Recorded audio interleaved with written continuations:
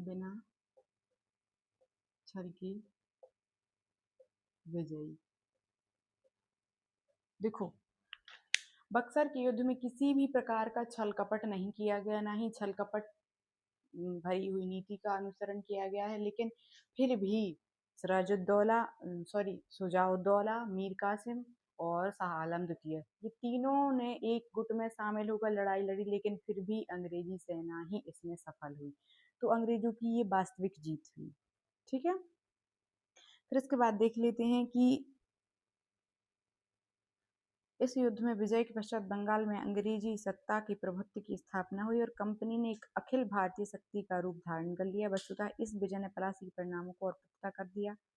भारत में अंग्रेजों को चुनौती देने वाली कोई और प्रत्यक्ष शक्ति। देखो, सबसे पहले हम अपन ने प्रथम कर्नाटक युद्ध पढ़ा, द्वितीय कर्नाटक युद्ध पढ़ा और तृतीय कर्नाटक युद्ध पढ़ा।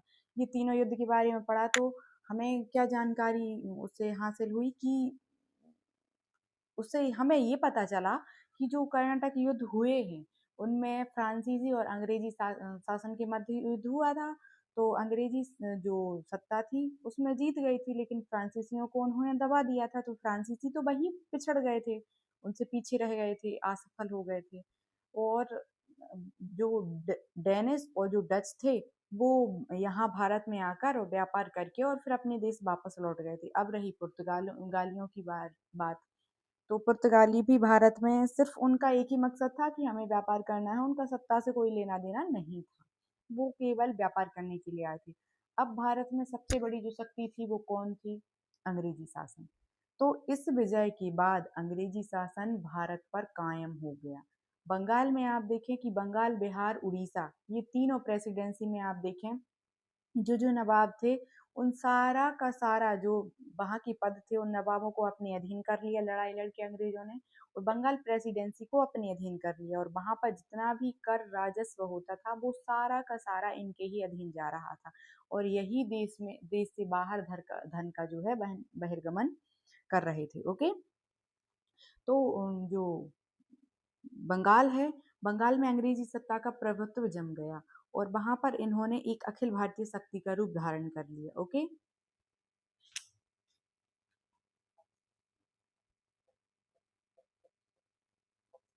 बंगाल पर अधिकार, इतनी से आपको समझ में आ गया होगा कि बंगाल पर इनका कैसा अधिकार हो गया था।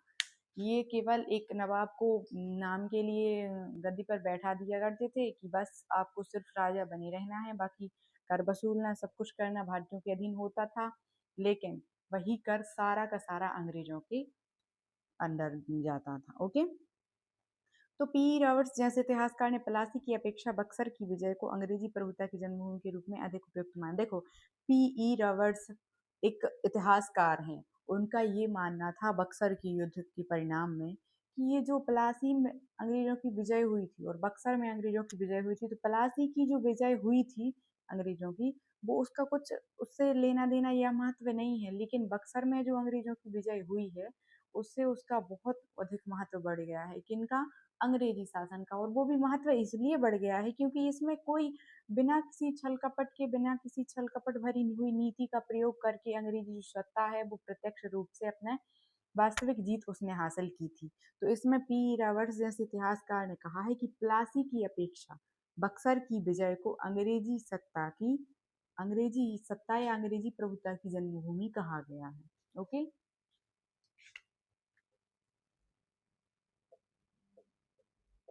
बक्सर की विजय को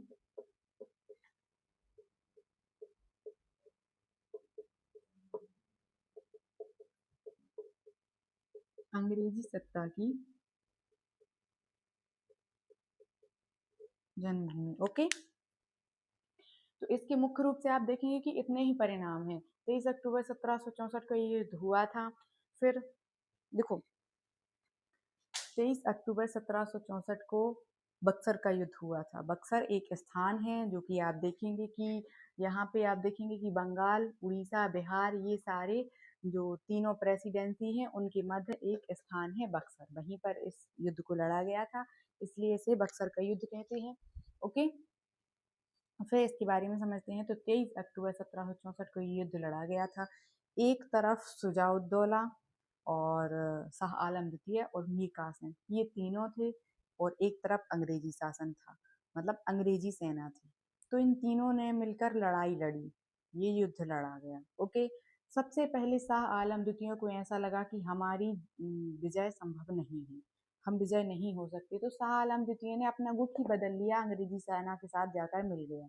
फिर दूसरे नंबर पे मीर कासिम आता है, तो मीर कासिम उनका विरोध करते करते वो थक गया, और वो उसको अभी ऐसा लगा कि हम विजय नहीं हो सकते, तो उसने भी दिल्ली की ओर वो भाग गया, और 1777 में उसकी मृत्यु हो गई।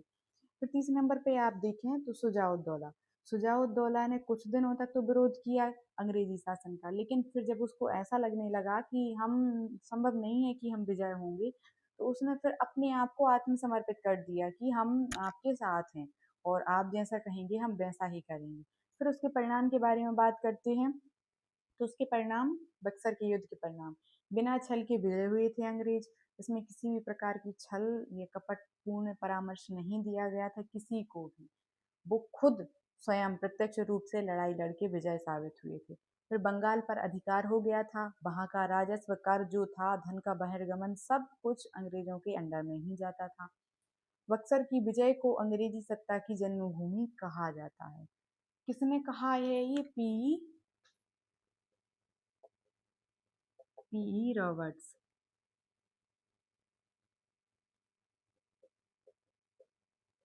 ओके। पी रॉबर्ट्स ने बक्सर की विजय को अंग्रेजी सत्ता की जन्मभूमि कहा है। तो इसका क्वेश्चन यही हो सकता है कि देखो, एक तो बिल्कुल एक नंबर वाला क्वेश्चन जो है वो ये है कि बक्सर का युद्ध कब हुआ था, तो 23 अक्टूबर 1764 को। फिर दूसरा क्वेश्चन ये है कि बक्सर के युद्ध के बारे में समझाइए, तो हमने आपको सब कुछ समझा दिया है, बस वैसा ही आपको लिखना है कॉपी में, बस टू कॉपी वैसे ही उतार देना है। फिर तीसरा हो गया कि बक्सर का युद्ध का वर्णन करिए, या फिर उसके परिणाम के बारे में वर्णन करिए। या फिर क्वेश्चन में ये भी आपको देखने को मिल सकता है कि अंग्रेजी शासन पर इसका क्या प्रभाव पड़ा, या भारतीयों पर इसका क्या प्रभाव पड़ा। तो भारतीयों पर इसका नकारात्मक प्रभाव पड़ा, लेकिन अंग्रेजी शासन पर इसका सकारात्मक प्रभाव पड़ा, जो कि आपको ये सारे पॉइंटों में लिखना है इसका आंसर। तो आज के लिए इतना ही, मिलते हैं नेक्स्ट क्लास में, तब तक के लिए धन्यवाद।